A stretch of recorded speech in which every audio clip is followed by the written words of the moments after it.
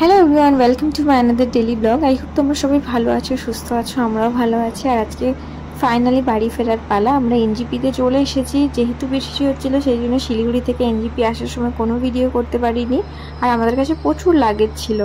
তো finally train চলে এসেছে, আমরা ট্রেনে উঠে পড়েছি। আর এই ট্রেন সম্বন্ধে তোমাদের রিভিউটা দেবো, তার জন্য পুরো ভিডিওটা শেষ অবধি দেখতে হবে।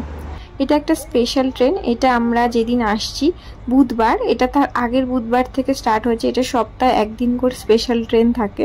কিন্তু আমার কাছে এই ট্রেনটা নিয়ে খুবই অদ্ভুত রকমের রিভিউ রয়েছে। সেটা তোমরা আমাকে দেখলে বুঝতে পারছো। আমি পুরো টায়ার্ড হয়ে গেছি। আমাদের 10:37 আমাদের হাওড়া স্টেশনে নামার কথা ছিল। সেখানে আমরা 1:35 কি 36 নেমেছিলাম। আমি জানি না, যেহেতু ভয়েস ওভারটা পরে দিচ্ছি। এত ট্রেন লেট আমি আমার লাইফে এত ট্রেন জার্নি করেছি কখনো হয়নি। তো আমরা যেহেতু বাবা মা আমি নিমিষাকে নিয়ে এতগুলো লাগেজ নিয়ে ফিরছিলাম, তো আমাদের প্রকাশ নিতে এসেছিল, গাড়িও নিয়ে এসেছিল। এবং কি হয়েছে, এত জিনিস নামানোর জন্য আমরা ট্রেন থেকে সবাই নেমে গেছে। তারপরে আমি এক একটা জিনিস নামিয়েছি এবং প্রকাশ ততক্ষণে চলে এসেছিল স্টেশনে। ও ট্রেন থেকে আমাদের জিনিসগুলো নামিয়েছে। দেখো স্টেশনটা পুরো ফাঁকা। এইরকম স্পেশাল ট্রেন যে হয় আমি আমার লাইফে কখনো জানিনি।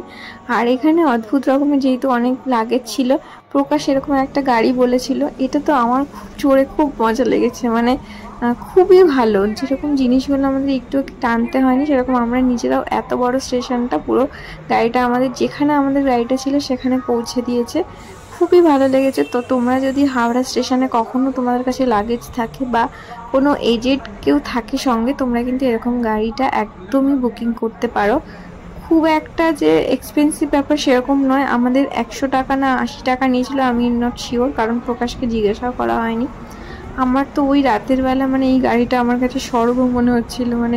খুবই কমফর্টেবল ছিল। আর আমি তো এর আগে কখনো এই গাড়িটা দেখিনি। প্রকাশের মাথা থেকে উদ্ভট এরকম আইডিয়া বেরোয়। তো আমরা খুবই এনজয় করলাম। ফাইনালি আমরা গাড়ির কাছে পৌঁছে গেছি। আমরা কলকাতায় ফিরছি, সেটা একটা এক্সাইটমেন্ট ছিল। কিন্তু ট্রেনটা এত দেরি করেছে বিনা কারণে দেরি করছিল।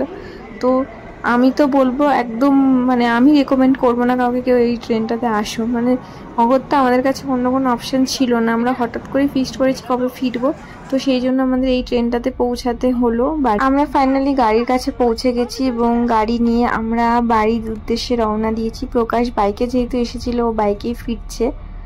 অনেকদিন বাদে বাড়ি আসছি, আলাদাই একটা এক্সাইটমেন্ট ছিল। তো আমি তো বেশ মজা করতে করতে পৌঁছাচ্ছিলাম। আর সত্যি কথা বলতে রাতে আমার কলকাতা শহর দেখতে খুবই ভালো লাগে। আমি তো এনজয় করতে করতে আসছিলাম, কিন্তু মিষ্টি পাখির ঘুম পাচ্ছিল, সেটা একটা বিষয়। আজকের ভিডিওটা এখানেই শেষ করলাম। কেমন লাগছে নিশ্চয়ই জানিও।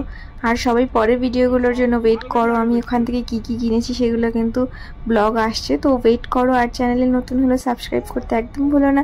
আর ফেসবুকে দেখলে অবশ্যই ফলো করে যাবো। আজকের মতো টাটা, সবাই ভালো থেকো, সুস্থ থেকো, আর ব্লগ কাহনের সাথে থেকো।